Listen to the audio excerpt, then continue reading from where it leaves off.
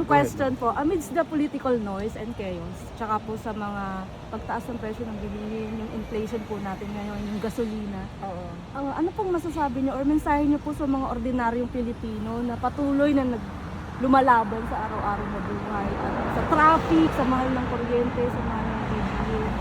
And the second question po, ma'am, as a leader, do you think there's still hope for the Philippines? Because can we go back or can we from being an ayuda nations, because sa lahat po ng problema ngayon at sa lahat ng crisis na meron tayo, parang ang solusyon lagi ng gobyerno is ayuda.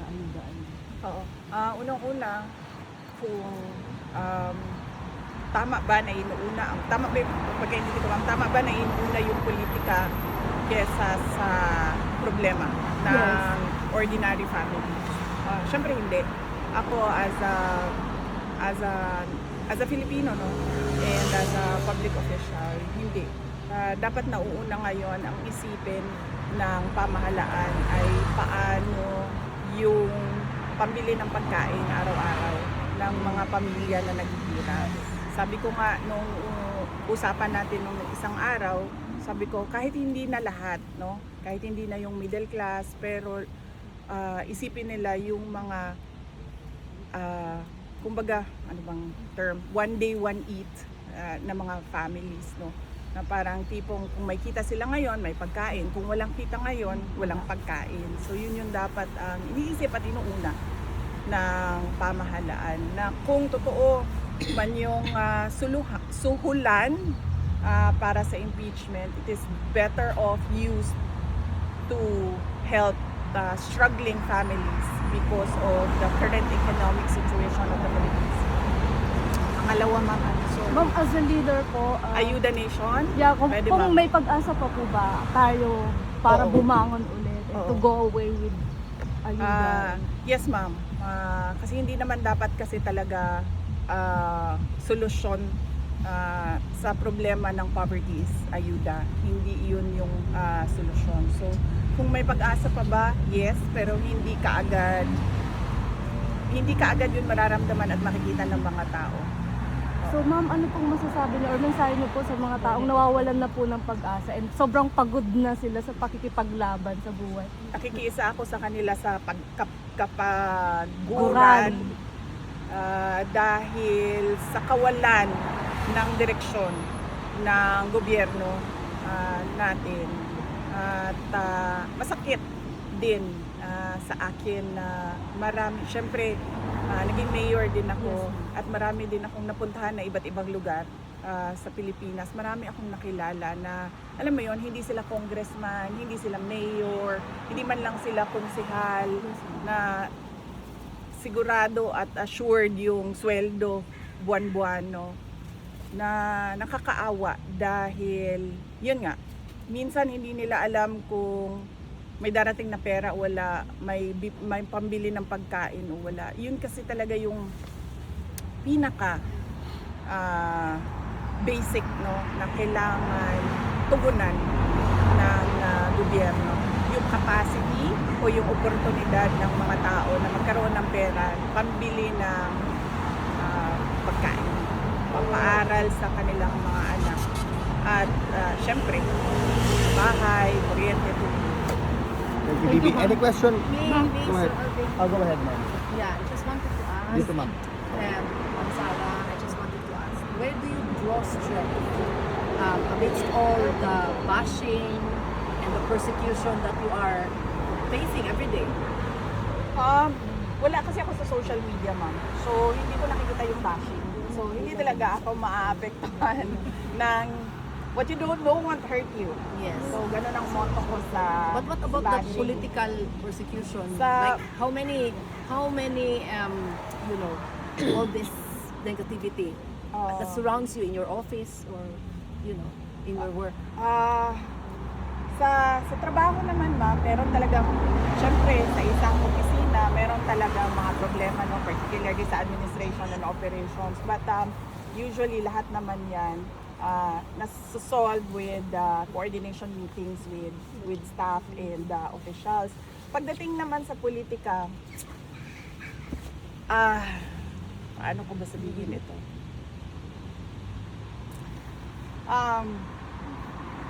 Alam nyo naman na hindi ko gusto maging president. Kaya nga ako hindi tumakbo noong 2022. Lalo na vice president. Kaya nga ako tumakbong mayor noong 2022. So para sa akin, kung manatili akong vice president, well and good. Mas marami pa akong matutulungan through the office of the vice president. Kung hindi man din ako maging vice president, okay lang din sa akin. So, yung makakatulong pa rin ako sa mga tao sa ibang capacity na, sa ibang pamamaraan. So, either way,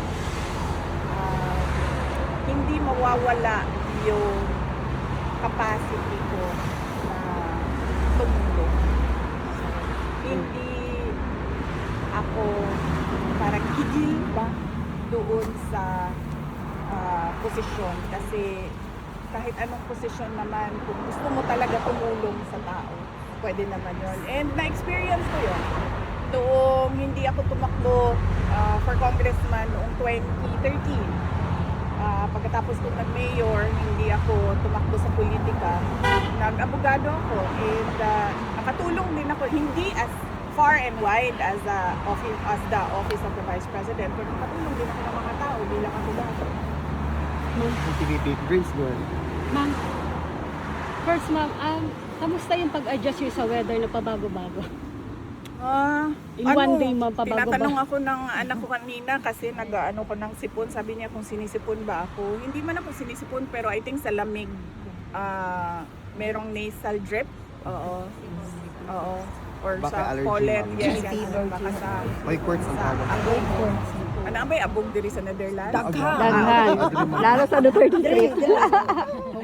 Hindi siguro sa pollen kasi I don't think may problema ako sa pollen, but sa dust sigurado ako may Yes. problema ako sa dust kasi alikabok, dahil pag nag-aayos ako ng gamit kailangan ko talaga mag-mask, because otherwise pagkatapos ng ayos diretso na yan sa ubo at sipon.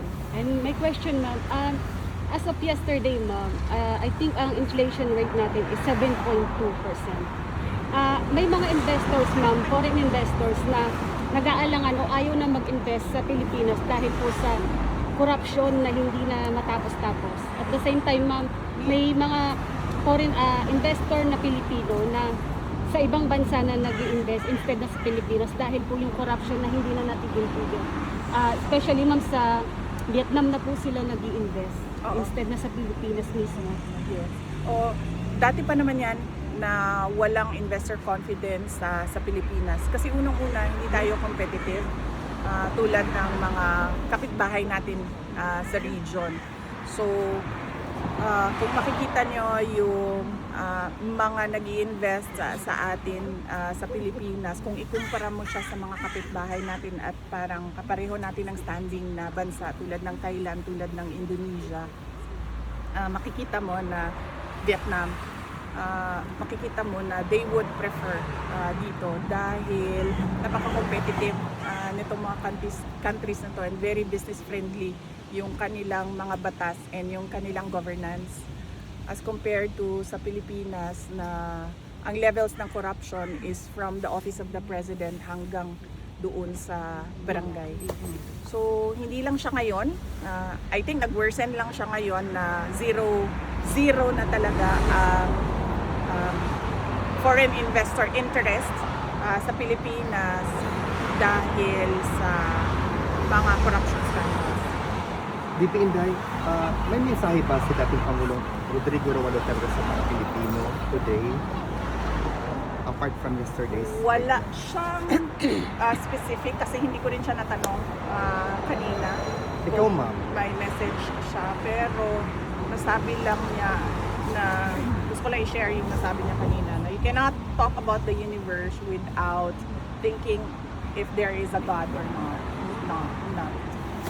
Ikaw, ma'am, as Vice President, and again, I am confident in saying na talagang we are rooting for you, whatever destiny may unveil in the distant future, ma'am.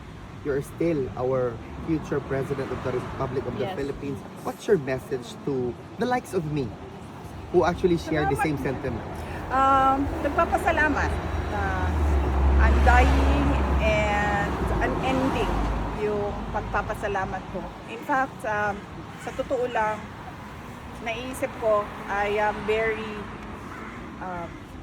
lucky dahil hindi lahat ng tao, hindi lahat ng politician, kung makikita mo, yung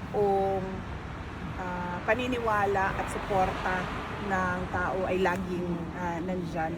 But in my case, kung makita ninyo, from 2016 kay PRD, noong midterm elections ni PRD 2019 hanggang 2022, nung sarili ko ng elections, ay nandyan yung pagtitiwala ng mga, even ngayon, no, na I'm besieged with paninira and unfounded allegations, nandyan pa rin nandyan pa rin na kayong lahat na sumusuporta. So, on that note, I am truly blessed by God for giving me that kind of support from my fellow Filipinos. VP Inday, on behalf of the Filipinos supporting you, lumaban ka, nandito lang kami hanggang sa dulo. Mabuhay Yes, ka, VP mabuhay. Inday. Duterte!